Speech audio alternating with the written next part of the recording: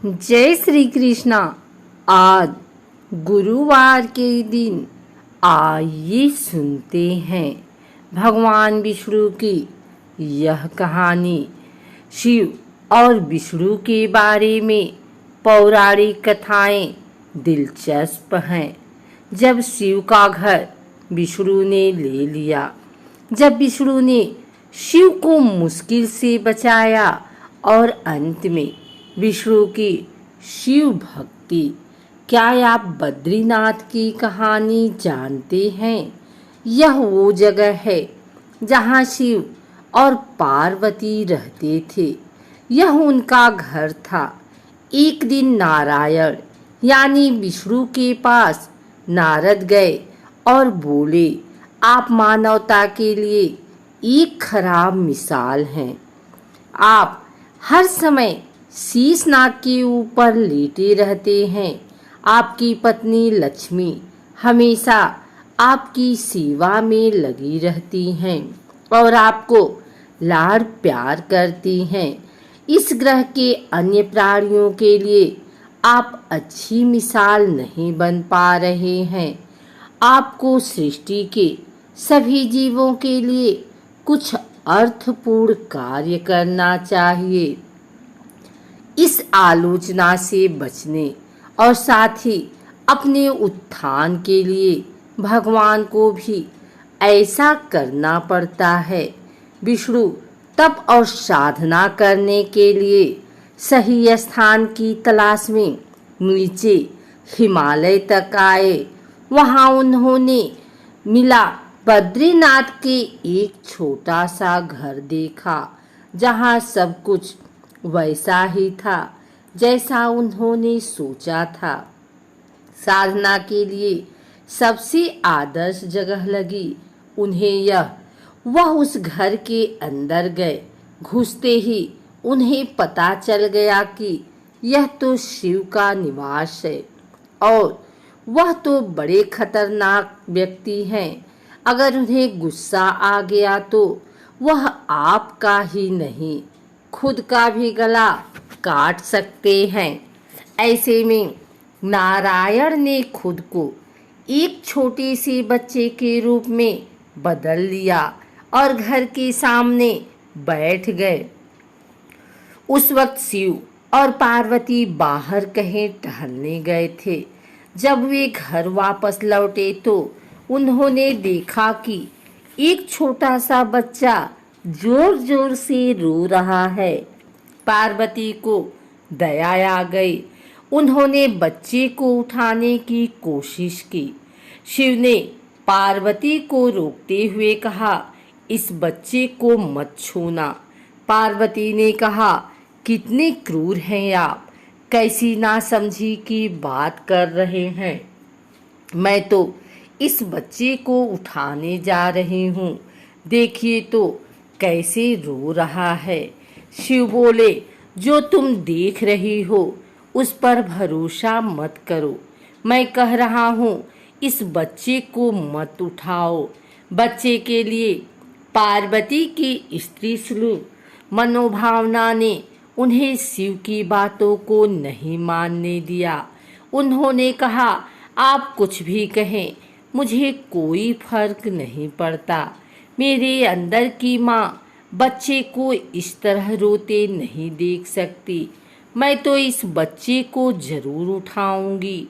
और यह कहकर उन्होंने बच्चे को उठाकर अपनी गोद में ले लिया। बच्चा पार्वती की गोद में आराम से था और शिव की तरफ बहुत ही खुश होकर देख रहा था।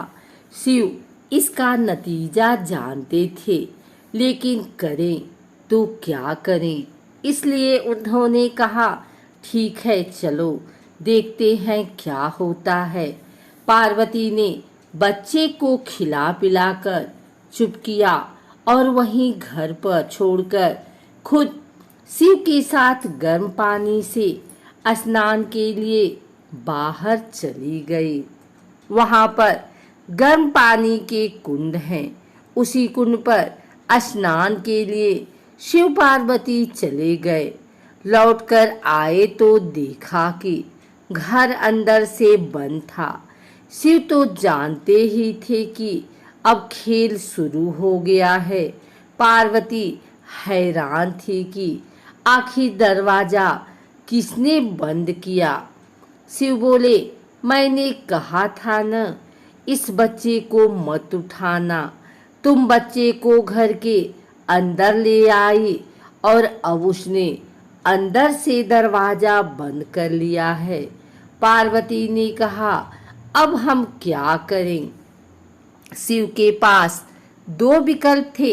एक, जो भी उनके सामने है उसे जलाकर भस्म कर दें, और दूसरा, वे वहां से चले जाएं और कोई दूसरा रास्ता ढूंढ लें। उन्होंने कहा, चलो कहीं और चलते हैं, क्योंकि यह तो तुम्हारा प्यारा बच्चा है, इसलिए मैं इसे छू भी नहीं सकता। मैं अब कुछ नहीं कर सकता। चलो कहीं और चलते हैं। इस तरह शिव और पार्वती को अवैध तरीके से वहां से निष्कासित कर दिया गया। वे दूसरी जगह तलाश करने के लिए पैदल ही निकल पड़े। दरअसल बद्रीनाथ और केदारनाथ के बीच एक चोटी से दूसरी चोटी के बीच सिर्फ 10 किलोमीटर की दूरी है। आखिर में वह केदार में बस गए और इस तरह शिव ने अपना खुद का घर खो दिया। आप पूछ सकते हैं कि क्या वह इस बात को जानते थे? आप कई बातों को जानते हैं, लेकिन फिर भी आप उन बातों को अनदेखा कर उन्हें होने देते हैं। आइए सुनते हैं भगवान विष्णु की दूसरी कहानी। यौगिक कथाओं में ऐसी कई कहानियां हैं जिनमें बताया गया है कि शिव की करुणा कोई भेदभाव नहीं करती और वे किसी की इच्छा पर बच्चों की तरह भोलापन दिखाते हैं। एक बार गजेंद्र नामक एक असुर था। गजेंद्र ने बहुत तप किया और शिवजी से यह वरदान पाया कि वह जब भी उन्हें पुकारेगा शिव को आना होगा। त्रिलोकों के सदा शरारती ऋषि नारद ने देखा कि गजेंद्र हर छोटी छोटी बात के लिए शिव को पुकार लेता था, तो उन्होंने गजेंद्र के साथ एक चाल चली। उन्होंने गजेंद्र से कहा, तुमको बार बार क्यों बुलाते हो? वह तुम्हारी हर पुकार पर आ जाते हैं। क्यों नहीं तुम उनसे कहते कि वह तुम्हारे अंदर आ जाएं और वहीं रहें, जिससे वह हमेशा तुम्हारे अंदर होंगे। गजेंद्र को यह बात अच्छी लगी और फिर उसने शिव की पूजा की। जब शिव उसके सामने प्रकट हुए तो वह बोला, आपको मेरे अंदर रहना होगा, आप कहीं मत जाइए। शिव अपने भोलेपन में एक लिंग के रूप में गजेंद्र में प्रवेश कर गए और वहां रहने लगे। फिर जैसे जैसे समय बीता, पूरा ब्रह्मांड शिव की कमी महसूस कर रहा था। कोई नहीं जानता था कि वह कहाँ है। सभी देवगण और शिव खोजने लगे। काफी खोजने के बाद जब कोई यह पता नहीं लगा पाया कि वह कहाँ है, तो वे हल ढूंढने के लिए विष्णु के पास गए।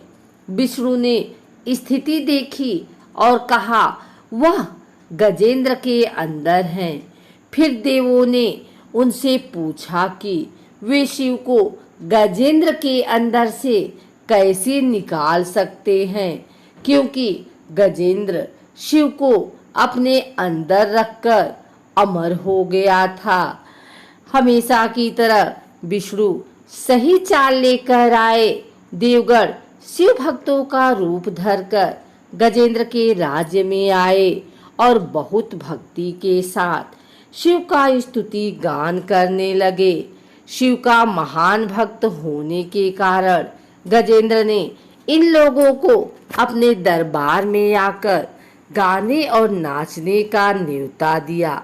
शिव भक्तों के वेश में देवों का यह दल आया और बहुत भावनाओं के साथ, बहुत भक्ति पूर्वक वे शिव के लिए भक्ति गान गाने और नाचने लगे। शिव जो गजेंद्र के अंदर बैठे हुए थे, अब खुद को रोक नहीं सकते थे, उन्हें जवाब देना ही था। तो वह गजेंद्र के टुकड़े टुकड़े करके उससे बाहर आ गए।